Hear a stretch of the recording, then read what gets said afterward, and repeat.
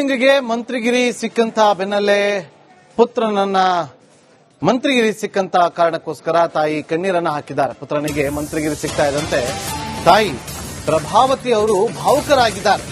ಬೆಂಗಳೂರಿನ ಅಜಯ್ ಸಿಂಗ್ ಅವರ ನಿವಾಸದಲ್ಲಿ ತಾಯಿ ಭಾವುಕರಾಗಿದ್ರು. ಬೆಂಬಲಿಗರ ಮುಂದೆ ಮಗನನ್ನ ತಬ್ಬಿ ಕಣ್ಣೀರನ್ನ ಹಾಕಿದ್ದಾರೆ. ಅಜಯ್ ಸಿಂಗ್ ಅವರ ತಾಯಿ ಪ್ರಭಾವತಿ ಅವರು ಅಜಯ್ ಸಿಂಗ್ ಅವರನ್ನ ಹೊತ್ತು ಕುಣಿದು ಕುಪ್ಪಳಿಸಿದ್ದಾರೆ ಬೆಂಬಲಿಗರು.